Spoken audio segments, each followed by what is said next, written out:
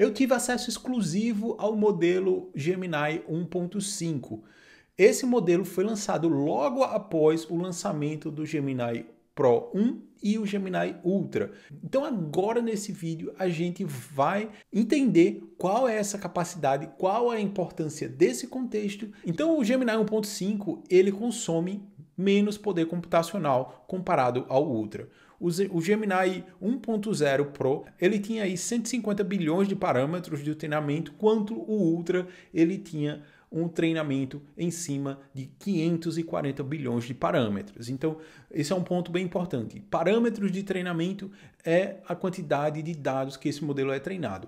Contexto é a capacidade de conteúdo que a gente consegue enviar para esse modelo analisar e processar essas informações, sejam elas vídeo, áudio ou texto. Então, só para a gente entender aqui a capacidade, né, quando eu falo de 1 milhão de tokens, né, o modelo Gemini 1.0 Pro ele tem a capacidade de 32 mil tokens.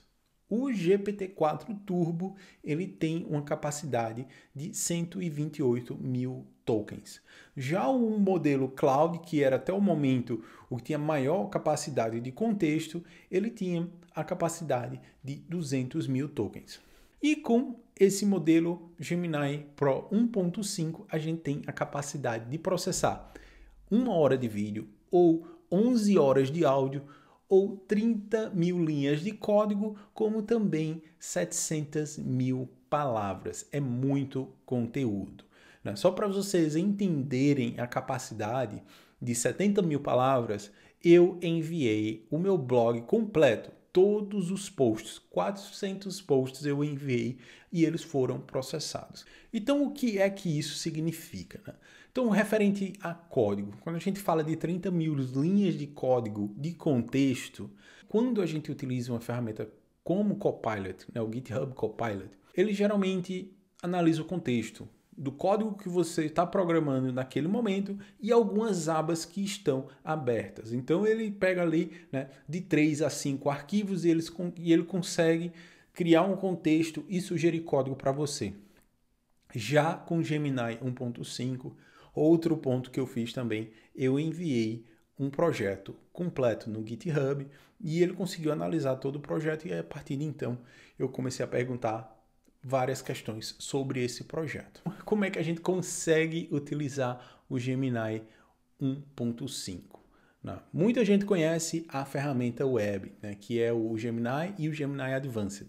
Mas existe uma IDE chamada Google AI Studio. Essa IDE é uma IDE web onde a gente consegue fazer os seguintes itens.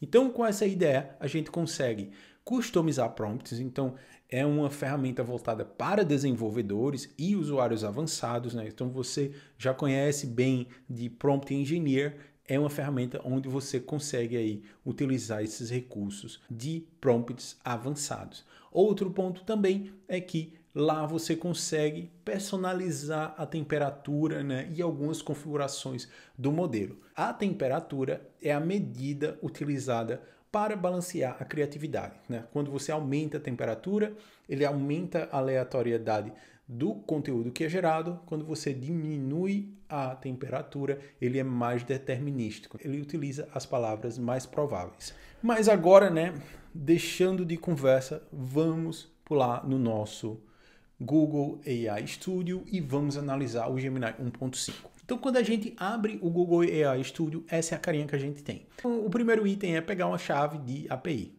Essa chave de API, ela permite a gente utilizar o Gemini em um projeto Node.js, ou um projeto Go, ou um projeto Python.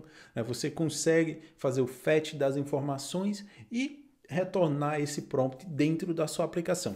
Tem um videozinho no meu canal, um short bem rápido, 60 segundos, onde eu mostro bem rápido, como também tem uma live que eu fiz recentemente, né? Aí eu dou mais detalhes sobre essa ação, de como trabalhar, por exemplo, Node.js com Gemini. O segundo item é criar um novo. Então, a gente tem 3 formas de prompt. A primeira forma é o chat, que é bem similar ao que a gente tem na versão web do Gemini.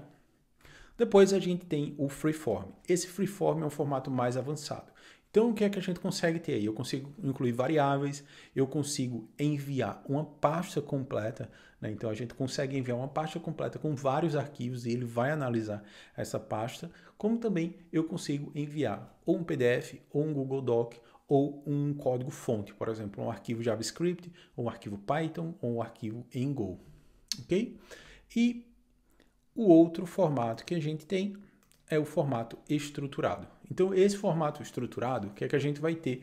A gente vai fazer a inserção desse modelo com as informações organizadas. Então, se eu quisesse trabalhar um menu de um restaurante, eu poderia dar os pratos daquele restaurante e o valor. E daí, então, né, quando eu tivesse essas entradas, a gente consegue enviar até 500 exemplos. Eu poderia disponibilizar um prompt para o meu modelo utilizar essas informações e responder baseado nas informações que a gente passou, ok?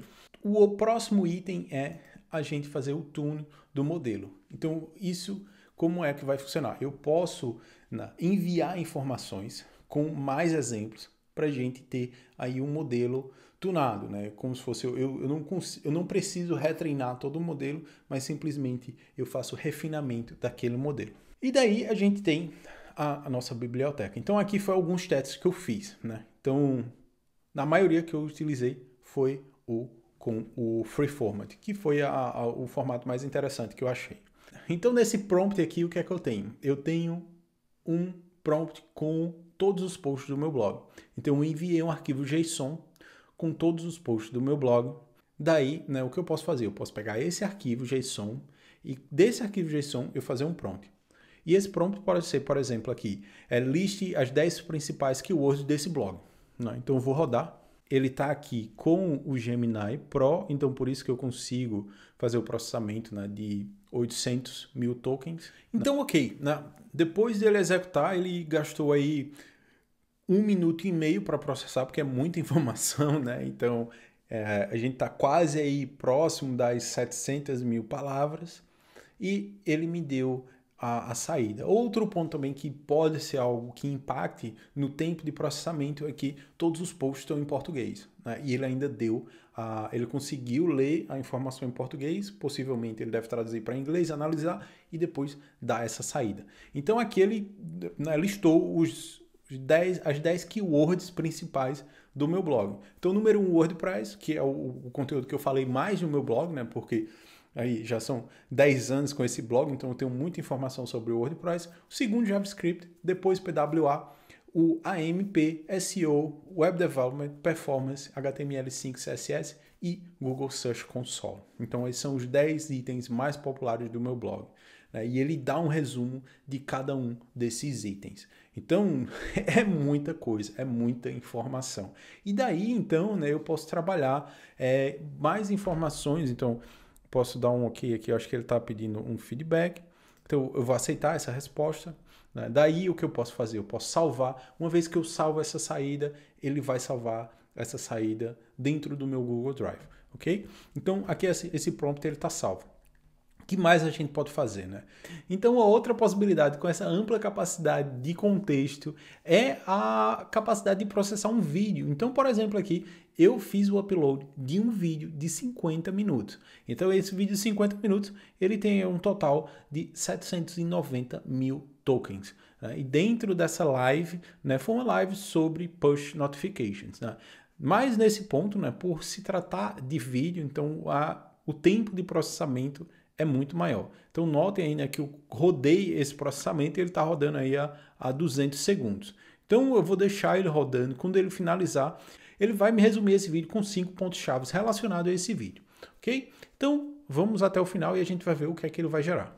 Então, com 300 segundos, ele conseguiu resumir um vídeo de 50 minutos. Então, ele me deu aí os 5 pontos-chave desse vídeo, certo? Então, bate perfeitamente com o que foi discutido nesse vídeo, porque eu gravei essa live, né? Então, eu sei os pontos-chave desse vídeo. Então, é isso, pessoal, né? Aí é só uma demonstração da capacidade deste Gemini Pro, né? É um modelo que está disponível dentro do Google AI Studio.